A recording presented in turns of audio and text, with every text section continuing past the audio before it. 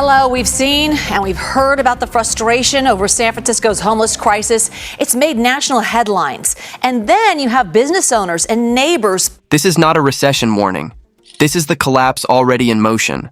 Over 1 million jobs are gone, food prices are surging, and entire cities are quietly pushing people into RV living. In these states, the system has failed, and most Americans have no idea how close they are to this reality. Over the past 12 months, more than 1.2 million Americans have been laid off, with the largest cuts coming from logistics, tech support, retail, manufacturing, and healthcare services. These aren't short-term gig workers. They're warehouse supervisors, dispatchers, office staff, and mid-level technicians who were previously stable. When layoffs happen at this scale, savings disappear fast. The average unemployed household burns through emergency funds in 3 to 5 months, while median rent in the United States now sits around $1,400 to $1,800, excluding utilities. For many, RV living becomes the final option before literal street homelessness. Unlike past recessions, these layoffs are paired with higher interest rates, meaning credit cards, personal loans, and refinancing are no longer viable safety nets. A family losing a $60,000 income cannot downsize into an apartment anymore because there are none available at affordable rates. RVs, vans, and older motorhomes become emergency housing, often purchased with remaining cash or inherited vehicles already owned. What's critical is this: most new RV residents are not choosing mobility. They are being forced into it by math. Income drops to zero or unemployment levels of $300 to $600 per week, while housing costs stay fixed. That gap pushes people into parking lots, industrial zones, and side streets, setting the stage for conflict with states and cities in 2025. Since 2020, grocery prices have risen between 25% and 40%, depending on category. Staples like eggs, meat, dairy, and produce have seen the sharpest volatility. For RV residents, this inflation hurts more than for housed families. RVs lack large refrigerators, freezers, and pantry space, making bulk buying, the main defense against inflation, almost impossible. Buying smaller quantities means paying higher per-unit prices every single week. Fuel inflation compounds the problem. An RV resident may drive 10 to 30 extra miles just to find affordable groceries due to parking restrictions and food deserts. At an average fuel cost of $3.50 to $4.50 per gallon, food access alone can add $150 to $300 per month in transportation costs. That effectively becomes a food tax on vehicle dwellers. Prepared foods and fast food are not cheaper anymore either. A basic fast food meal now averages $10 to $14, making daily reliance unsustainable. Cooking inside an RV requires propane or electricity, both of which have risen sharply. Propane refills that once cost $15 to $20 now run $30 to $40 in many states. Food inflation doesn't just raise prices, it removes choices. RV households are forced into calorie-dense, low-nutrition diets, worsening health outcomes and increasing long-term medical costs. The idea that RV living is a cheap alternative collapsed by 2025. Monthly campground rates that once averaged $400 to $600 now routinely exceed $900 to $1,200, even for basic sites without full hookups. In popular or coastal states, rates surpass $1,500, rivaling apartment rents without tenant protections. Free or low-cost camping options are shrinking rapidly due to enforcement and permit systems. Beyond parking, fixed RV expenses continue regardless of income. Insurance averages $80 to $150 per month. Registration and inspections can exceed $300 to $600 annually, and basic maintenance easily reaches $1,000 to $2,000 per year. One major repair, transmission, roof leak, electrical failure can instantly cost $4,000 to $10,000, ending RV living entirely. Utilities are not cheap either. Propane, generator fuel, battery replacement, and dump station fees add another $150 to $300 monthly. Unlike apartments, RV residents pay separately for everything. There are no bundled costs. What makes this dangerous is timing. People enter RV living already financially weakened from layoffs or inflation. When RV costs spike simultaneously, there is no buffer. One unexpected expense pushes people from RV living straight into vehicle abandonment or shelter systems. In 2025, many states are not passing headline-grabbing bans. They are implementing layered enforcement that makes RV living functionally illegal. Time-limited parking of 2 to 4 hours, overnight bans, vehicle size restrictions, and no habitation clauses are being enforced simultaneously. The result is constant displacement without technically banning RVs outright. Fines range from $50 to $500 per violation, and unpaid tickets escalate to booting or towing. A single tow can cost $1,500 to $3,500 to recover an RV, not including storage fees that accrue daily. For someone already unemployed or underemployed, this is unrecoverable. Once towed, the RV is often auctioned, ending housing overnight. What's new is coordination. States are encouraging cities to use health codes, fire codes, and nuisance laws rather than homelessness statutes. This avoids legal challenges while achieving the same outcome: removal. Enforcement often happens at dawn, with minimal notice, leaving residents minutes to react. There is no relocation plan attached, no alternative parking zones, no emergency permits. Criminalization replaces policy. RV living is treated as a public order problem, not an economic symptom, despite layoffs and inflation being the root cause. The West Coast has the highest housing shortages in the country, yet it is also leading in RV enforcement. California alone faces a deficit of over 2.5 million housing units, while median rents exceed $2,500 in many metro areas. As housing disappears, RVs fill the gap and then become targets. California cities now use encampment bans, vehicle length limits, and sanitation rules to clear RVs. Oregon and Washington follow similar models, citing environmental and safety concerns. Cleanup budgets reach hundreds of millions annually, but little is spent on legal parking solutions. The contradiction is severe. States acknowledge housing scarcity while eliminating survival alternatives. RV residents are pushed from cities into industrial zones, then out of counties entirely. Enforcement simply migrates the problem. Fuel prices, insurance premiums, and registration fees are also higher in these states, making RV living more expensive than almost anywhere else. A West Coast RV resident may spend $2,000 or more per month just to survive, without rent, without stability, and under constant threat of removal. What's happening on the West Coast is not just regional. It's a preview of enforcement patterns spreading nationwide, where housing scarcity meets criminalization instead of solutions. Florida and Texas are often marketed as affordable escape states, but 2025 tells a different story. Florida insurance premiums have surged 30 to 60%, affecting RVs as well as homes. Registration fees, toll roads, and campground demand have all increased sharply due to population inflows. Seasonal pricing means winter rates can double overnight. Texas faces a different problem: property taxes and local enforcement. While there is no state income tax, counties rely heavily on fines, fees, and vehicle enforcement. RV parking bans vary by city, creating legal confusion that traps residents into constant relocation. Heat adds another hidden cost. Air conditioning demands increase fuel, generator use, and electrical upgrades. Medical risks also rise, particularly for seniors. Emergency cooling failures can be life-threatening. These states prove the crisis is not regional. Even low-tax states are becoming unaffordable when wages lag, groceries rise, and RV living is restricted. The myth of easy relocation is collapsing, and millions are finding there is nowhere left to go. The promise of affordability in Sunbelt states is evaporating fast. RV residents who relocated seeking lower costs are discovering that enforcement, insurance, and climate expenses eliminate any savings they hope to find. The Midwest is experiencing a quieter but deeply damaging wave of layoffs concentrated in manufacturing, food processing, warehousing, and regional logistics hubs. These jobs once provided stable incomes between $45,000 and $65,000, but closures and automation have eliminated tens of thousands of positions across Ohio, Indiana, Illinois, Michigan, and Iowa.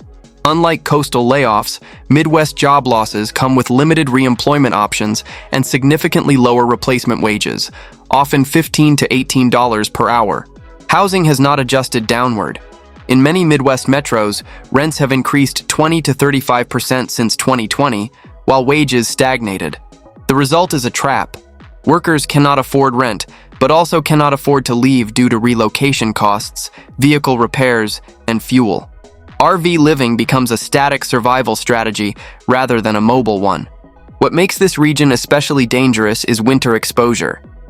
Heating costs, propane usage, and mechanical failures increase sharply. A single heating system breakdown can cost $1,200 to $3,000, which many unemployed residents simply do not have. Shelters are often full or inaccessible to RV residents. This creates hidden homelessness. People living in RVs behind factories, near grain elevators, and along rural roads, largely invisible but growing rapidly. For an RV resident, a tow is not an inconvenience. It is a total asset wipeout. Tow costs for RVs are far higher than passenger vehicles, often ranging from $1,500 to $3,500 upfront, with daily storage fees of $75 to $150.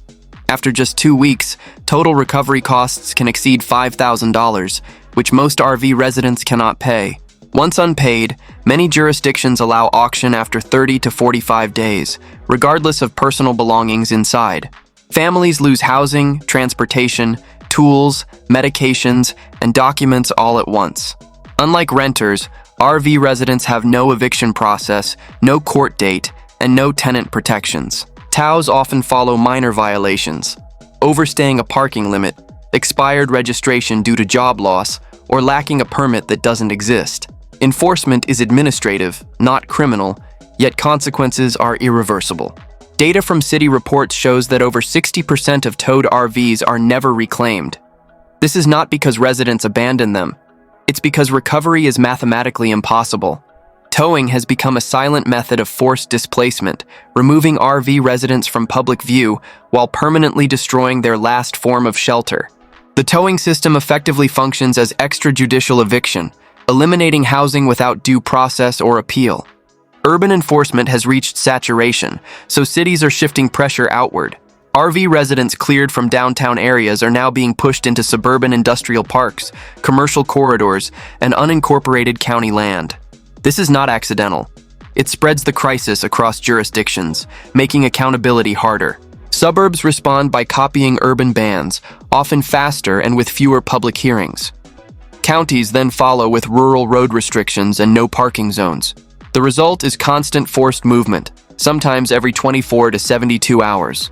Each move costs fuel, time, and mechanical wear. For older RVs, frequent relocation increases breakdown risk. Transmission failures, overheating, and suspension damage become common. A single major breakdown in a restricted area can trigger immediate towing. This pattern also destroys access to jobs, schools, and medical care. Parents struggle to keep children enrolled. Appointments are missed. Employment becomes impossible when parking legality changes daily. The crisis becomes geographically invisible but structurally worse, spread thin, harder to track, and easier for governments to deny. The displacement strategy doesn't solve homelessness.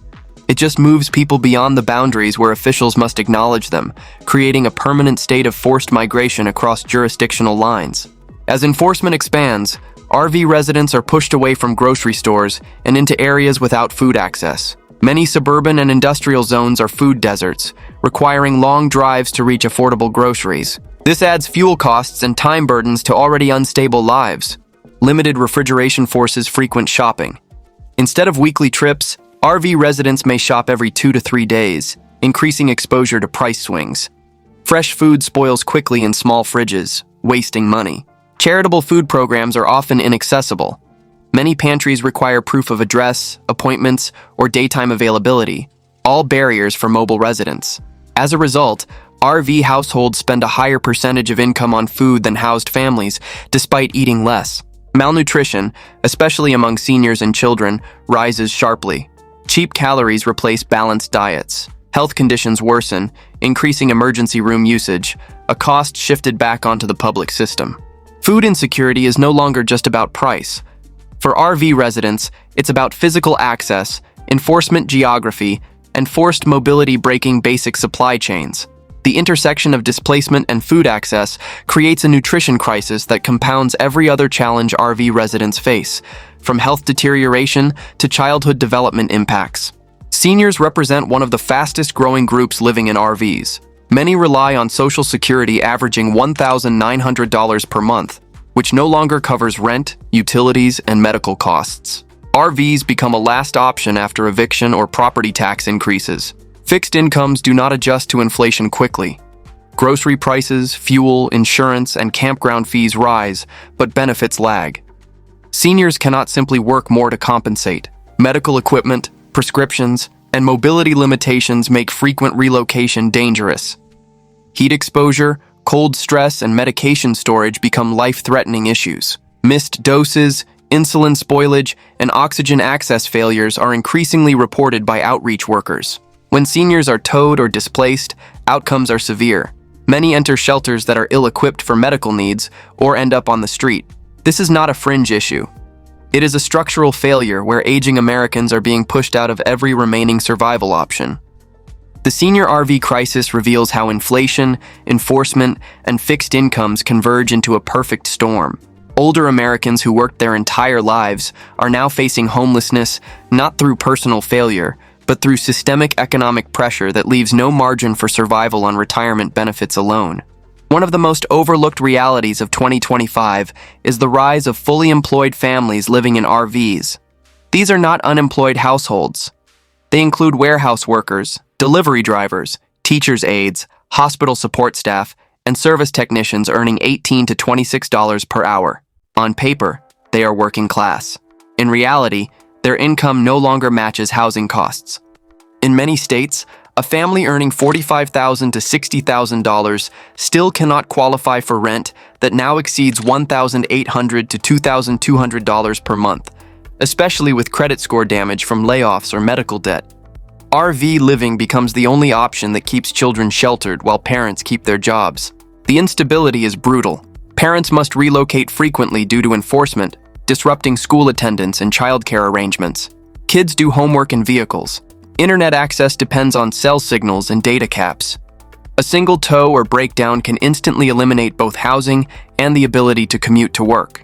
This is a new class of homelessness, invisible, employed, and one ticket away from collapse.